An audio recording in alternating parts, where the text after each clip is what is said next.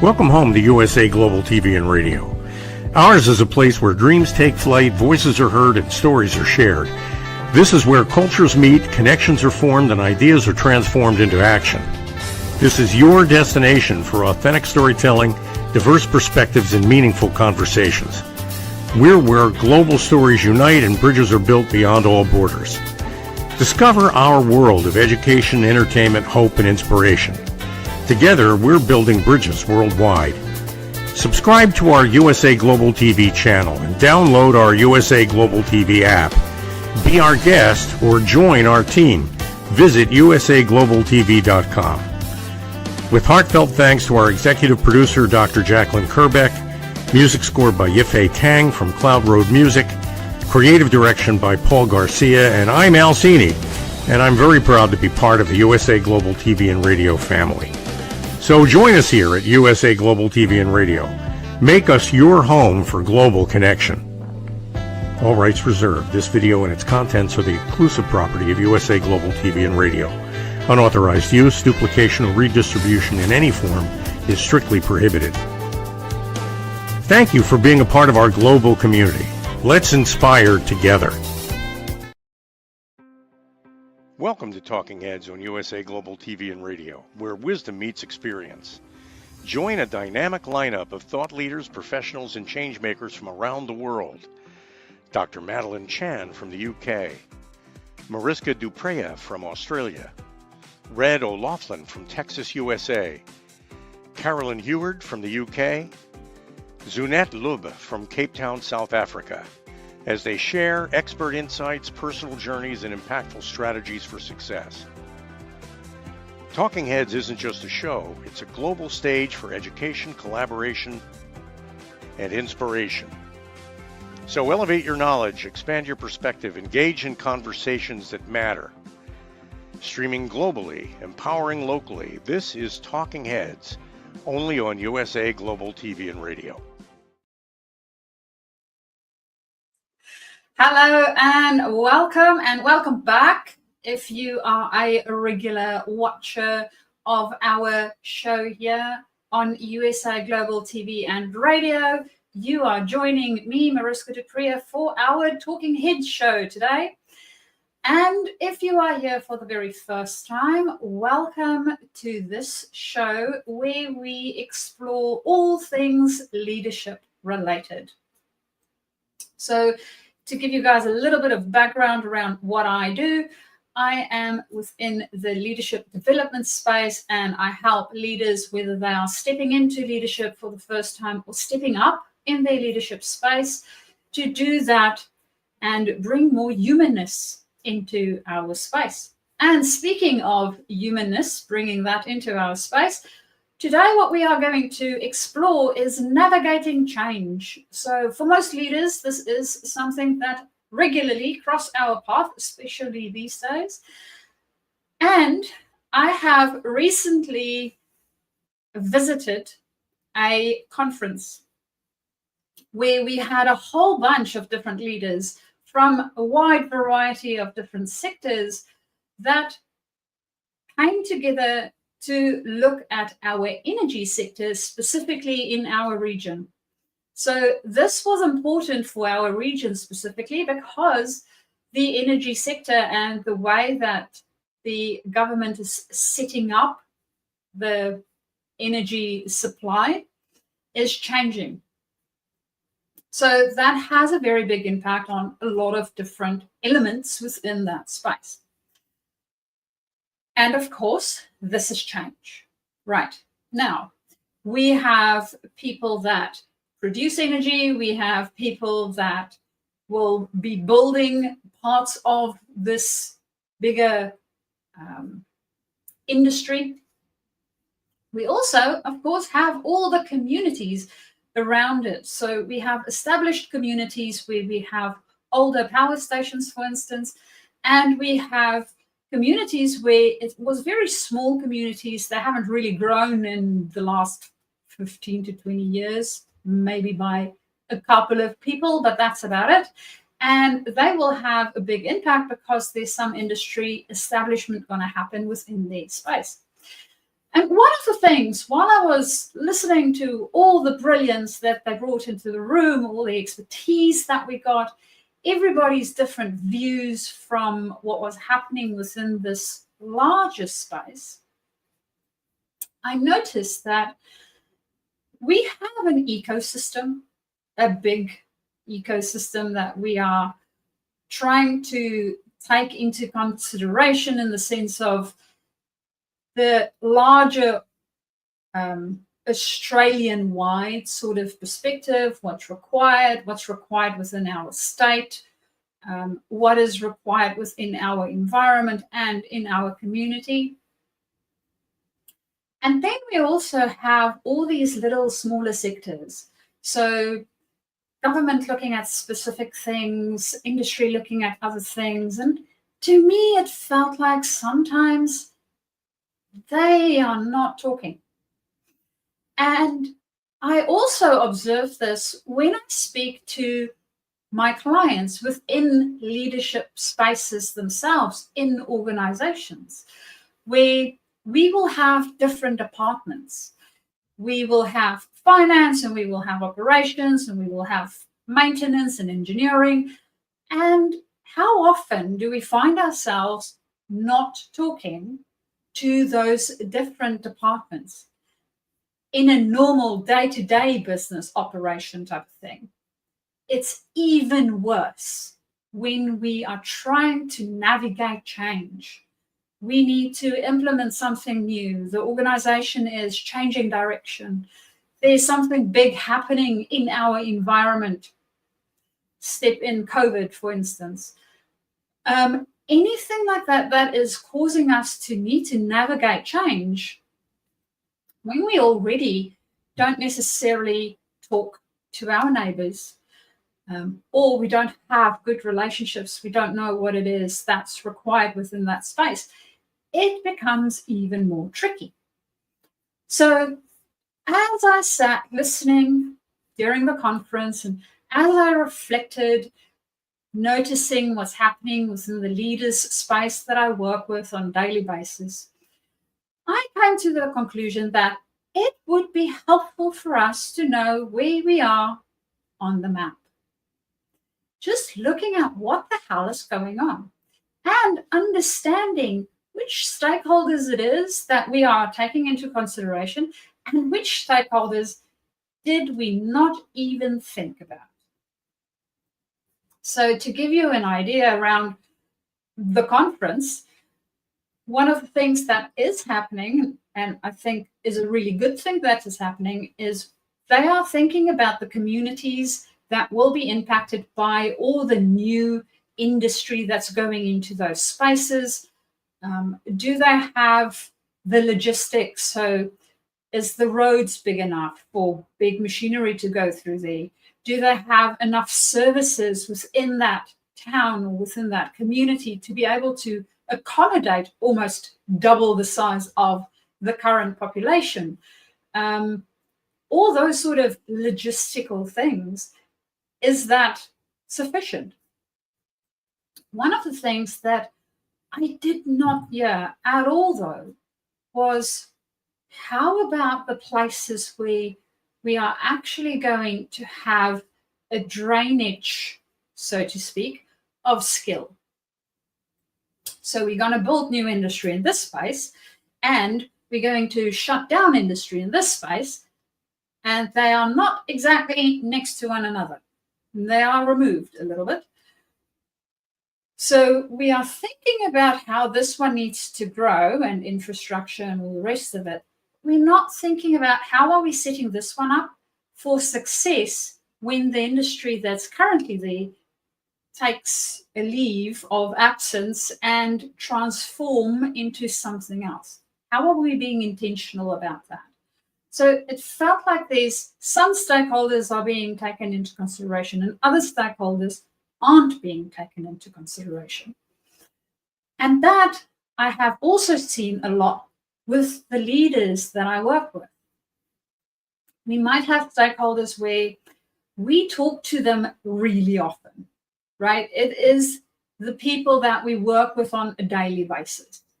And they are easy to communicate with. because we work with them on a daily basis. Not a problem whatsoever. And then we have stakeholders that they're sort of on the periphery. We don't really talk to them that often.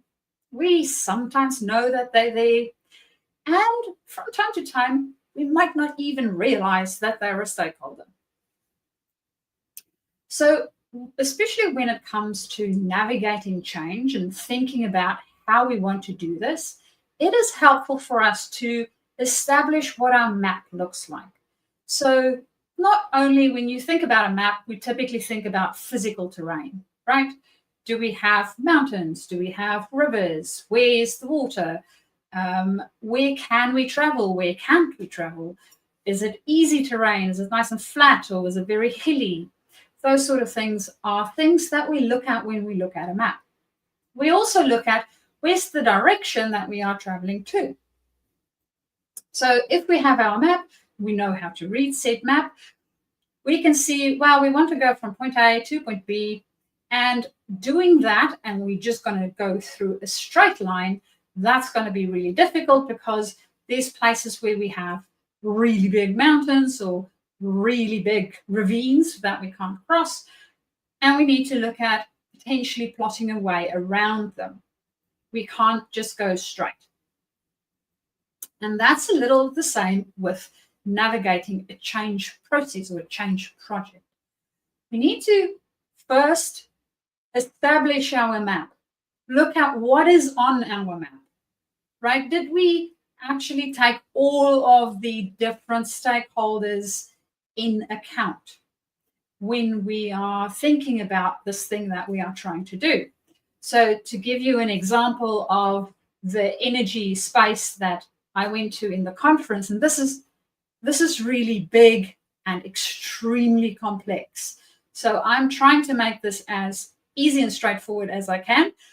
And please take into consideration that there's so many lines that I won't even try to touch. That's also underneath and in between all of this. And that's typically the space that we need to operate in as leaders, right? It can become really complex. So there's the new energy that they want to try and establish, and having a lot of that as clean energy. So they're looking specifically at wind. And we also have the old energy system, which is coal mostly, that they're trying to phase out. Now, one of the things that I observe is that when the new energy will be put into action and actually start producing, and when the old energy is deemed to be phased out, and they already have a plan as to when they want to do that, we have a gap. There's actually a gap of about 2 to 3 years. And that's if the new energy comes online as planned. Now, I can talk to loads of leaders, and I know that you will know that typically when we have a plan, it may or may not work out.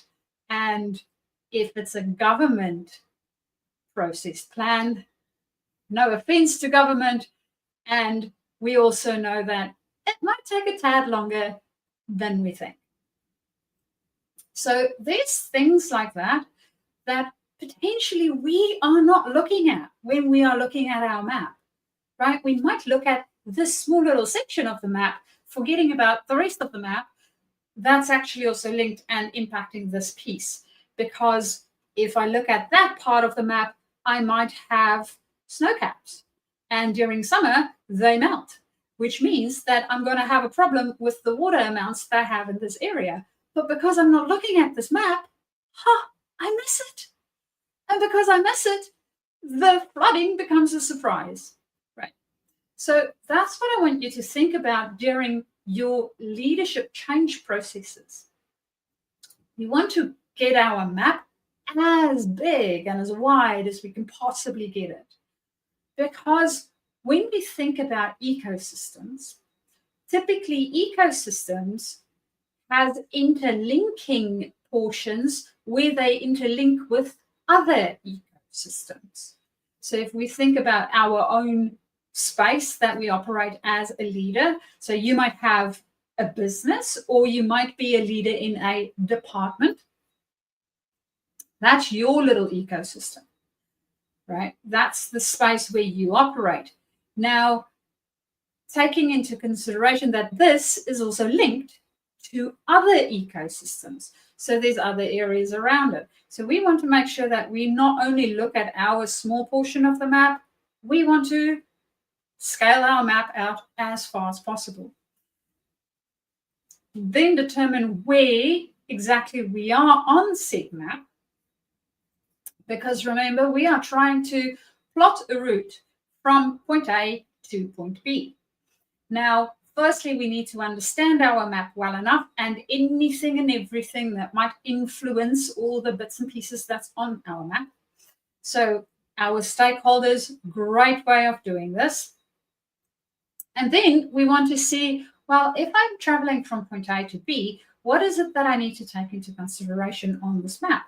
And where might I have stakeholders, remember that's melting ice cap, that potentially I'm not seeing at the moment, or it's not something that's in the specific activity space at present, but it might bite me like later on. So I want to take into consideration all of my stakeholders. Now, we have a different talking heads on stakeholders specifically. So that might help you to identify all the stakeholders that you have in your area. And once we have our map nicely plotted, I also understand in leadership, things move fast. And the same in change. Things can feel very, very slow, and then all of a sudden, they just start to happen. So because we have that sort of phenomena as well, we want to also make sure that we know what the route is. And in leadership, one of our biggest things that we always have to have with us is communication. Now, I don't know whether you guys are familiar with the program Location, Location, Location, where they look for homes for different people. And typically, location is the biggest thing for most people. Now, in leadership, it's communication, communication, communication. Especially during change, we can never, ever communicate too much. It's not possible. So if you think that you are tired of spreading the message, helping people see the map, helping people see the road that you are traveling, understanding what's the step that we are taking right now, it's not enough yet, because, well, next time you speak to them, it might be the next step. It might be a little kink in the road. We hopefully will still be on the same map. So all of those things will change, even if it's just fractionally. It changes enough that our communication needs to be there all the time. So when you think about your change project that you are busy with, whatever that might be a project type of thing, something new that you are installing. It might be that you are changing culture within your organization. It might even be looking at your organization and its function within the wider ecosystems of the rest of the world or the country that you are in. What's the map?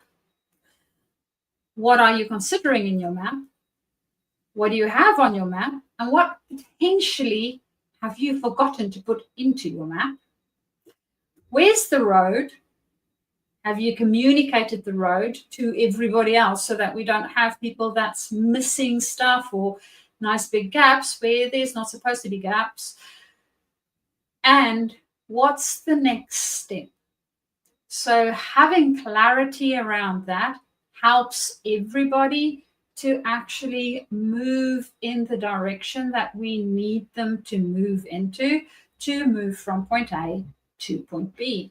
Because even though we have wonderful ideas that we want to go from A to B, if we don't have the map and it's clear for everybody how it looks like, we don't have the path that we're going to walk, and it's clear for everybody how we might be doing this, even though it might need some reassessing as we go, and the next step we're going to take, it becomes really muddled. And honestly, that's what I felt while attending that conference. There was loads of great ideas. I understand the general direction that they want to try and go into, and the map was very murky. I don't think there is really one that's clear enough for everyone. The road had big question marks all along it. And I had no idea what the next step would be for me to help to contribute. So understand, as a leader, this is part of our task. Part of our task is to help others to understand how the map looks like, what the road is, as well as the steps that we want to take to get us wherever it is that we are traveling towards. So now that you have a way of potentially thinking about your next change aspect and how to navigate change in a way that feels like it's taking people along with you instead of potentially a muddled mess, I look forward to potentially exploring some of your maps, your roads, or next steps. And of course, you can do so via getting hold of me, either via my email address, which is mariska@journey2discover.com, or you can also get hold of me via LinkedIn. So on LinkedIn, Mariska du Preez, nice and easy. You will find me there and you can send me a direct message and we can start our conversation to see how to bring more humanness into your leadership, and if change is the thing that you are working on, how to create that map, what we need to include in it, and how to plot our route, plus figuring out next steps from there. And with that, I look forward to seeing you guys in our following episode of Talking Heads, and of course, also join us for a woman's prerogative when you have time. They also have a tendency to be more or less on this time slot each week. Until then, I look forward to seeing you and hearing what you are up to in your world, bringing in more human leadership. Bye-bye for now. Thank you, viewers and listeners of USA Global TV and Radio, for joining us today. We're honoured to have your time and attention as part of our global community. At USA Global TV and Radio, we believe in the power of authentic conversations, meaningful connections, and creating a world of possibilities together. Want to be part of something bigger? Join our team of elevated listeners at usaglobaltv.com, a space where your voice matters and your ability to listen transforms relationships. Stay connected with us across all our platforms for thought-provoking discussions, expert insights, and empowering stories. Subscribe to our channels at youtube.com/c/usaglobaltv. Follow us on social media and explore the endless opportunities we're creating for growth, learning, and inspiration. Together, we're not just broadcasting, we're building bridges and changing lives one conversation at a time. For inquiries, contact us at info@usaglobaltv.com. Music by Johnny Dyes. Produced by Executive Producer and Director Dr. Jacqueline Kerbeck. Voiceover by Mike Porter. Creative Direction by Paul Garcia. All rights reserved. Copyright 2025. Visit usaglobaltv.com to view our full terms and conditions.